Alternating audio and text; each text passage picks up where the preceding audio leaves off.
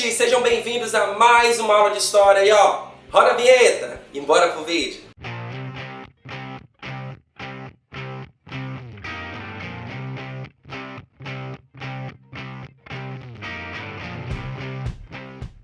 E no vídeo de hoje nós vamos falar sobre vida e trabalho no espaço urbano. Vamos fazer mais uma viagem dentro do espaço urbano, mas voltando ao passado e identificando quais eram as primeiras formas de trabalho e organização social que existiam lá no passado, e ainda verificaremos quais eram as opções de lazer para essas pessoas que viveram no passado. E também realizaremos um retorno ao presente, fazendo algumas comparações, algumas observações sobre como é o contexto de vida, trabalho e lazer das pessoas que vivem nas cidades. Então, segue comigo, vamos dar um passeio lá no passado? Quando nós olhamos para o passado, nós temos que observar que nem sempre as cidades existiram. Vocês estão vendo muito eu falar sobre isso agora neste livro. Porém, o nosso país ele era muito agrário, né? A agricultura dominava por muitos anos o modo de vida e trabalho das pessoas que viviam aqui. Porém, quando surgem as cidades, quando elas começam a crescer, começam a se desenvolver, as pessoas vão para lá e trazem o seu modo de vida, novos trabalhos começam a surgir e alguns desses trabalhos, inclusive, são bem diferentes ou não existem mais nos dias atuais.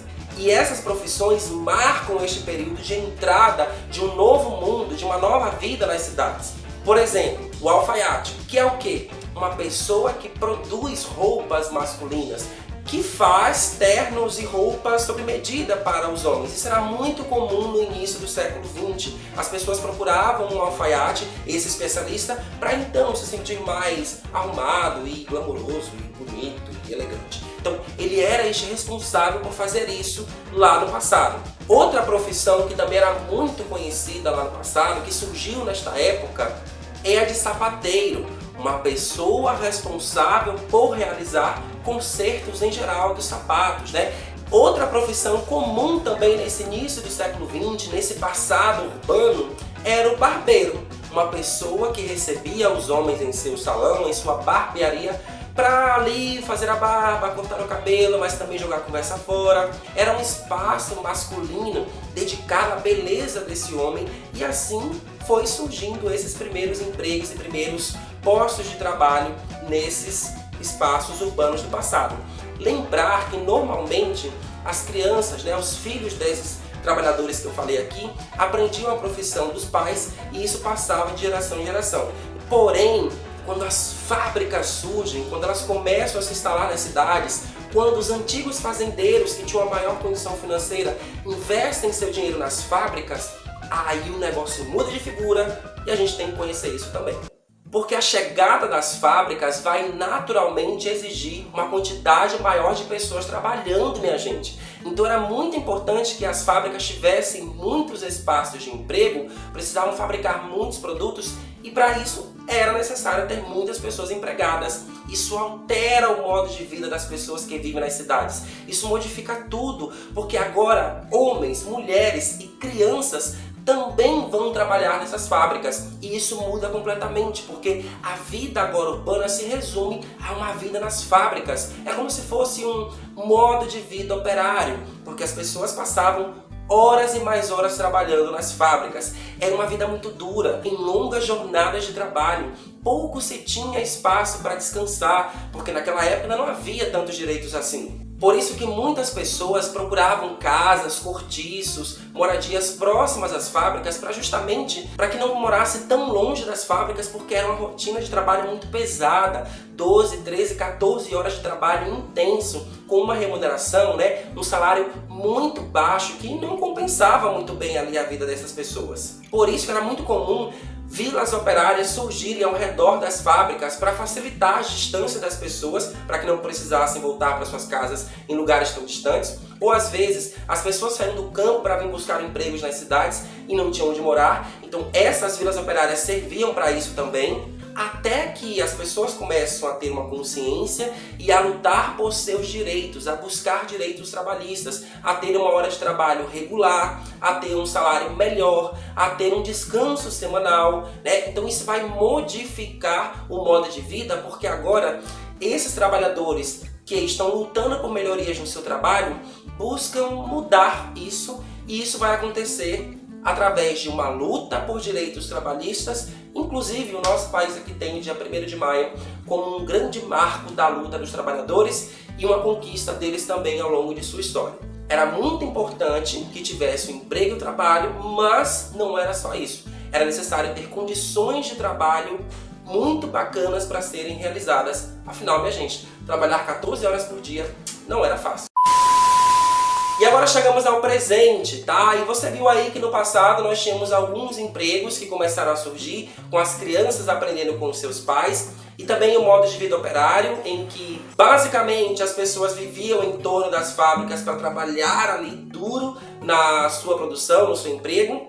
Mas no presente nós temos uma diversidade de trabalho, então tem vários tipos de profissões que surgiram ao longo do caminho. Hoje nós temos direitos garantidos a esses trabalhadores. Um outro marco dessa mudança é que as crianças não trabalham mais, elas estão proibidas de trabalhar. É claro que a gente sabe que no nosso dia a dia nós vemos aí algumas crianças trabalhando, ajudando no sustento de suas famílias. Agora, como terá sido as opções de lazer das pessoas que viveram no passado? Será que elas eram iguais ao que nós temos hoje em dia? Voltando ao passado, nós vamos ver que as opções de lazer das pessoas tinham muito a ver com a sua classe social. O que é isso, tio Rodrigo? Se você era rico ou se você era pobre, as opções de lazer eram diferentes. Então, por exemplo, para os trabalhadores, para os operários, o lazer era completamente diferente.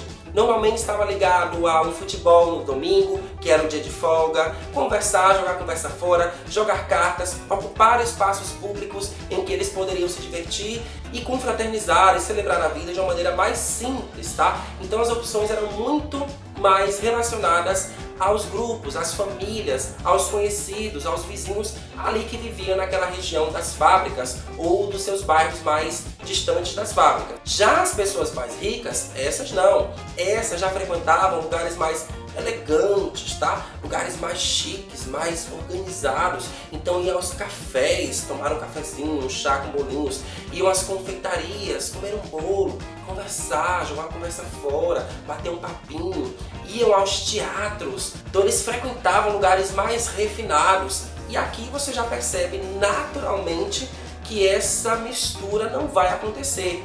As pessoas mais pobres ficavam lá nos seus cortiços, nas suas vilas operárias, nos seus bairros mais distantes, e as pessoas mais ricas frequentavam esses lugares mais refinados. Será que no presente isso ainda acontece?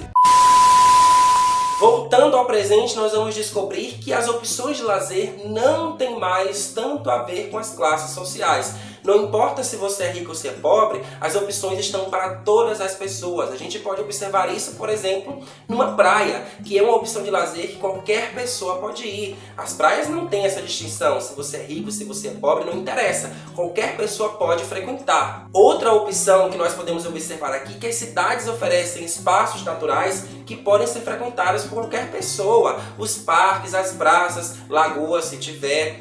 Qualquer pessoa pode frequentar. É claro que isso vai variar de cidade para cidade. Nem toda cidade tem opções de lazer ao ar livre, a espaços naturais. Porém, não tem essa distinção.